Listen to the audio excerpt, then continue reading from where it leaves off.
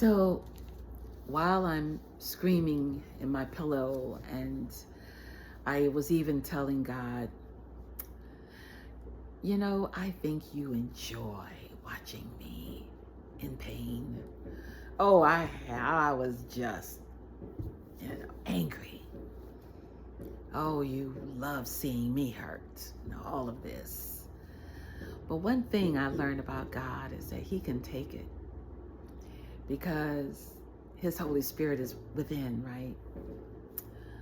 And He can take it. He can take our anger. He can take our yelling. He can take our screaming. He can take it. And that next day, when I went to the radio station, there was a visiting pastor from where I don't know, but it was a visiting pastor. And he started his show by saying that he was there to talk about something. He said, but the Holy Spirit was leading him to talk about something else. Now, I just happened to still be at the radio station because I was producing some commercials in the next studio, right next to where he was. And I had just finished some, recording some commercials and so forth. And so I flipped the switch and I'm listening to him now in my studio where I was.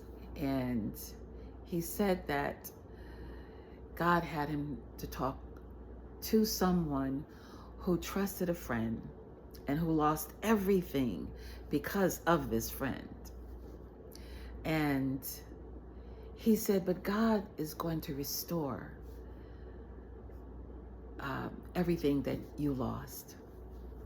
He said, you were screaming in your pillow. Now, at first I'm thinking, well, who told him my business, right? But I know that no one knew that I was screaming in my pillow, not even my grandmother, because I was in the back room with the door closed, screaming in my pillow, so she wouldn't hear me. And so now I know that the Holy Spirit was communicating to this pastor about me. And he started to repeat some of the things that I was saying the night before. So he was saying, he says, you were saying that, how could you enjoy watching me in pain? You enjoy watching me. He repeated things verbatim. And it just blew my mind. And that's when I knew the reality of the Holy Spirit. And I couldn't believe it. I just couldn't believe it. It was miraculous. But he said that God would restore. He said that God knows your pain. He's with you. All I could do was cry. All I could do was cry. And so, of course, years later, of course, I moved, we were divorced, moved back to Atlanta, where my children and grandchildren were. No, I'm sorry, where my children were, because at that time, my children were all little. So I think my oldest may have been 10 or 11, something like that. Yeah. So I moved back to Atlanta,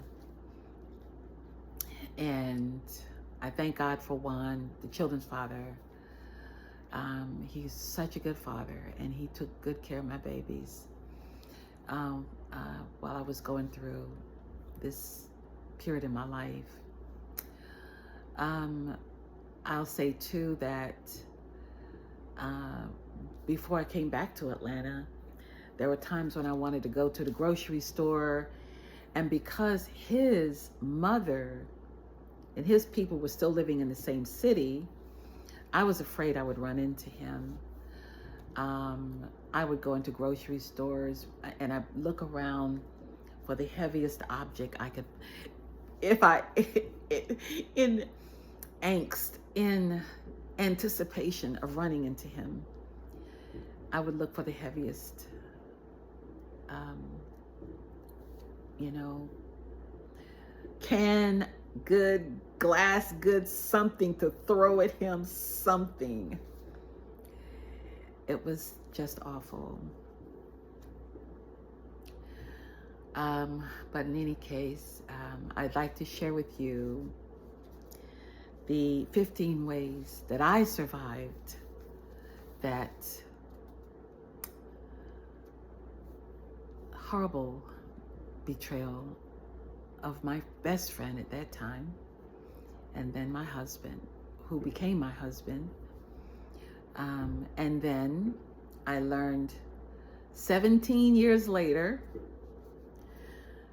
the reason that he ended the marriage. I learned the reason why he didn't want to be married anymore, and that's because he was gay. And I found out on Facebook. My daughter called me. She said, "Mom, I told you it wasn't you. You need to go to Facebook and pull up his name and see what his preference is." And it said men. Wow, I couldn't believe it. It was really hard for me to believe it even then.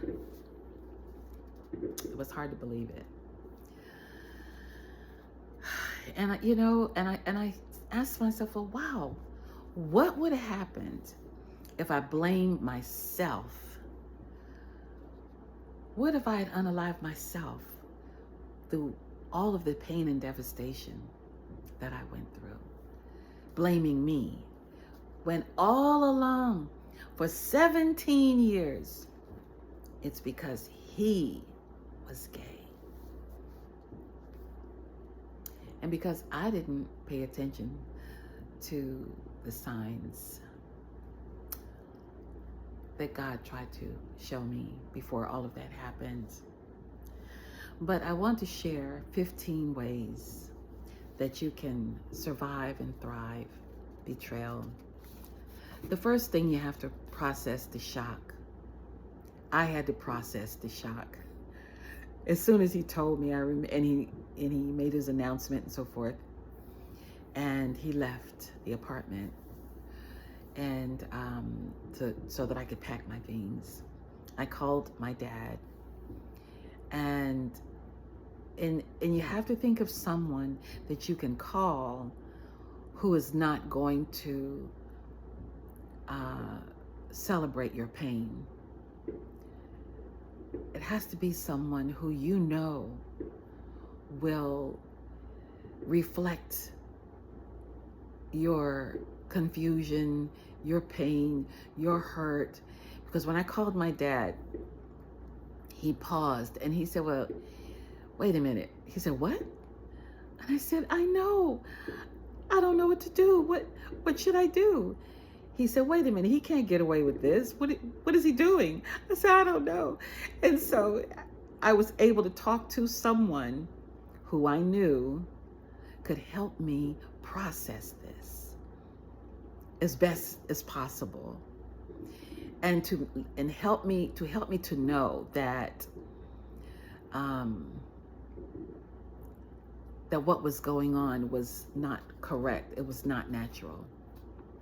So the second thing is, so the first thing, of course, is you have to process the shock, because it is shock. Your brain freezes and then you come down. But while you are in shock, if you can, number two, have someone to talk to, someone who you can call, someone who you know loves you, okay, who wants you to be happy and is sad when you are sad.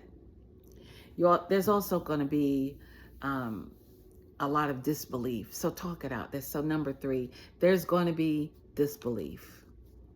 So you have to be able to talk out your disbelief and acknowledge that there is disbelief. Okay. Number 4, you're going to have to manage your emotions. There's going to be confusion, hate, anger, fear, sadness, embarrassment, humiliation. There's going to be love because you still love this person. You're going to cry, you're going to scream, you're going to mourn. There's going to be a mixture of emotions, and that's okay. That's okay. Acknowledge your emotions. And whatever you feel, know that it is okay. Number 5, don't blame yourself. Please don't blame yourself for this. Don't do that. Number 6, laugh. Now, of course, I wasn't laughing. It took me weeks to laugh or to find something to make me laugh, because when you are devastated, you can't laugh. It's hard to laugh at anything. And this is why I believe that comedians are doctors. They're doctors. Proverbs 17:22 says, "A cheerful heart is good medicine. A crushed spirit dries up the bones." Yes, a cheerful heart is good medicine for the bones. Why? Well, because when you laugh, it releases hormones. It releases dopamine. Dopamine regulates pressure and the reward systems in the body. When you laugh, it releases serotonin, which stabilizes your mood, and oxytocin promotes social bonding. So when you're sitting there and you're watching something, oh my God, find something to make you laugh, because if you don't, the stress-causing hormone, which is cortisol, once it stays elevated, it becomes chronic stress. It's chronic stress. So just know that. Find something to make you laugh. And I'll be talking more about stress and stress management and resiliency. But just know that it's one thing to be stressed about something like, oh, I'm about to make a presentation for a meeting, you're going to be stressed. That's called acute stress, right? That's acute stress. It's short-term stress. But something that is prolonged, that stays elevated, is called chronic stress. So this is the importance of laughing, because laughing, when it releases the stress reducing hormones, then it reduces cortisol. Okay, so laugh.